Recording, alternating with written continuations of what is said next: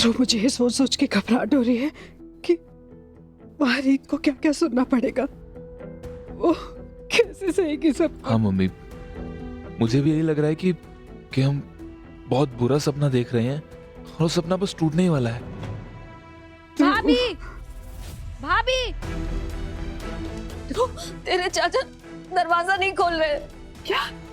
क्यों? पता नहीं, मैं बहुत देर से कोशिश कर रही हूँ। चलिए ना। हाँ, चल।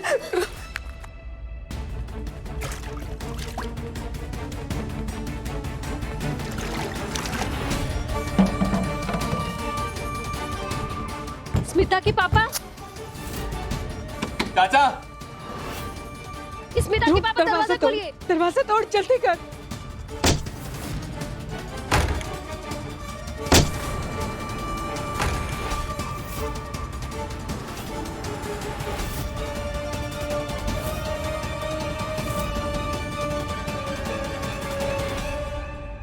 क्या कर रहे थे आप?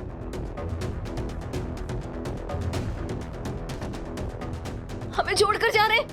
मैं थक गया हूँ सुमन। समाज को मैं क्या मुंह दिखाऊंगा? इससे अच्छा है तो मैं मर जाऊं। नहीं भाई साहब, नहीं। मैंने ऐसा क्या किया है कि जिससे मेरे सर से फिर से पिता का हाथ हट जाए?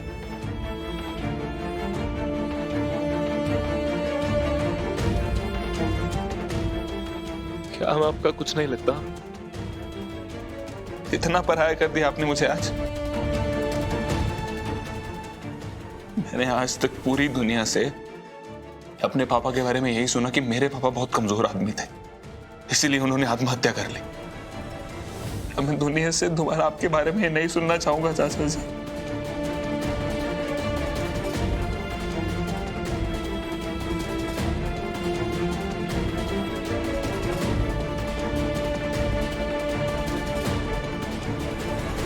हम सबके प्यार का गला घोटा है उसने।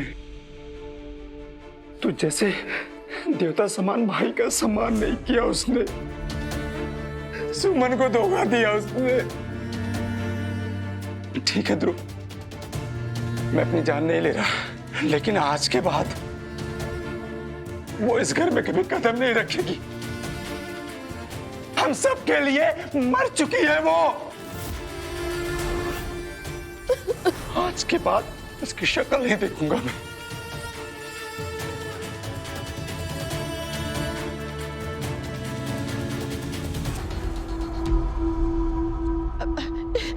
वीरेन, ये तू क्या कर रहा है?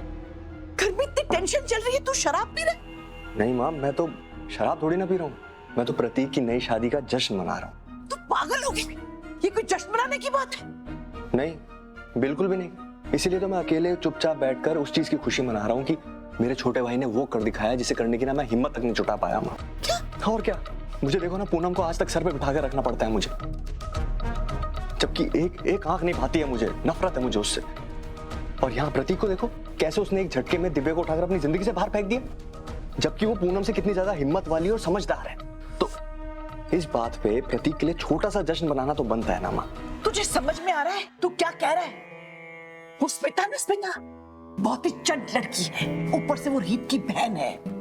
आज नहीं तो कल खून का रिश्ता सब रिश्तों पे भारी पड़ेगा। और हमारा वो बेवकूफ प्रतीक अगर रीत की मुट्ठी में आ गया ना, तो रीत की पकड़ इस घर में और मजबूत हो जाएगी।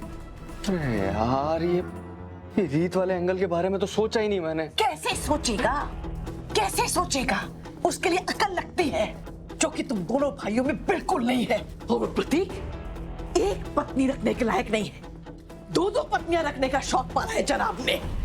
माँ, अब आप प्रतीक की चिंता मत करो। अभी राघव का पैसा प्रॉपर्टी हमें मिलने वाला है ना, उसके बाद आप, मैं और प्रतीक बहुत अमीर हो जाएंगे। और रईसों को अलाउड होता है ऐसे 2-4 बीवियां रखना। महाराज, निकले अपने सपनों की दुनिया से। हमें राघव के पैर की मैल भी नसीब नहीं होने वाली। स्विट्जरलैंड जाने का प्लान कैंसिल कर दिया उसने। क्या नहीं जा रहे वो लोग? नहीं, प्रतीक ने जो हमारे सर पे बॉम्ब फोड़ा है ना, उसका फायदा उठाकर रीत ने राघव को यहाँ रहने के लिए मना लिया है। अगर राघव नहीं जाएगा तो पावर ऑफ अटर्नी आपके नाम नहीं आएगी माँ। मालूम है, तभी हमें कुछ और सोचना होगा। जब राघव बाहर नहीं जा रहा है तो कोई नई तिकड़म भिड़ा के राघव और रीत को अलग करना होगा। सोच, और कुछ जल्दी से सोच, वरना इतनी कोशिशों के बावजूद हम खाली हाथ मलते रह जाएंगे, खाली हाथ मलते। विवेन, रीत को मेरी असलियत के बारे में पता चल चुका है। उसे सिर्फ मेरे खिलाफ एक सबूत मिलने की देर है। जिस दिन उसे वो सबूत मिल गया ना, वो मेरी कहानी का अंत कर देगी। The end। इतनी घिनौनी हरकत कैसे कर सकता है तू? हमारे खानदान में आज तक किसी ने खानदान की मर्यादा नहीं तोड़ी, और तूने ये कुकर्म करने से पहले एक बार भी अपने बाप के बारे में नहीं सोचा कि वो समाज में सर उठा के कैसे चलेगा जिसके खुद के बेटे ने उसका सर शर्म से झुका दिया। बोल, बता, अब इस सबको खत्म करने के लिए मैं क्या करूं? खुद को फांसी लगा लूं या तेरा गला घोट दूं? फूफा जी, ये कैसी बातें करें? छोड़िए इसे। तू ही बता राघव बेटा, मैं क्या करूं? इससे मुझे कहीं को दिखाने लायक नहीं छोड़। छोड़िए, छोड़िए इसे। तुम तो हर एक की जिंदगी में दखल देती हो, लेकिन तुम्हारी नाक के नीचे से तुम्हारा लाडला इतना बड़ा कांड कर गया और तुम्हें पता तक नहीं चला। क्यों शारदा, क्यों?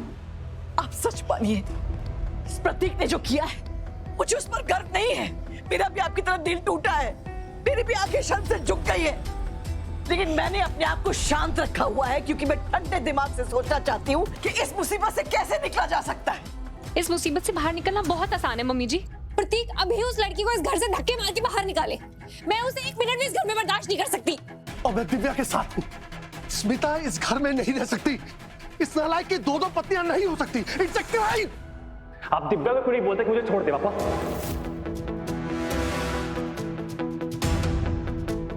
प्रतीक,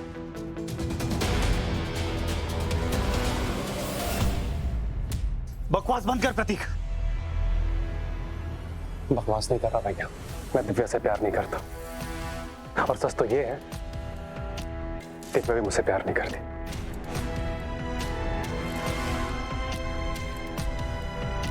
इसके सिर्फ मेरी एटीएम मशीन की जैसे, इसमें सिर्फ पैसे निकाल के इसने अपने लिए कपड़े और ज्वेलरी खरीदे।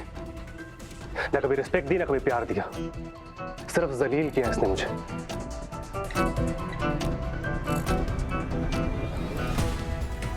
खुदा ना खास कभी हम गरीब हो गए ना तो सबसे पहले ये छोड़ के जाएगी हमें। लेकिन स्मिता ऐसी नहीं है, वो मेरी रिस्पेक्ट करती, मुझे प्यार करती है, ऐसा प्यार जो आज तक मुझे किसी ने नहीं किया।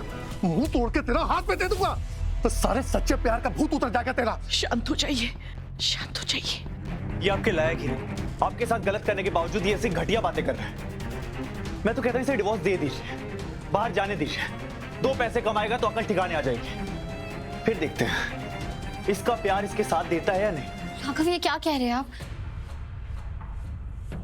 डिवोर्स इसका हल नहीं है। दिव्या भाभी और प्रतीक भैया 4 साल से शादीशुदा है, और अब अगर स्मिता इनके बीच में आ गई है तो इसका मतलब ये थोड़ी है कि इसकी सजा दिव्या भाभी को मिलेगी।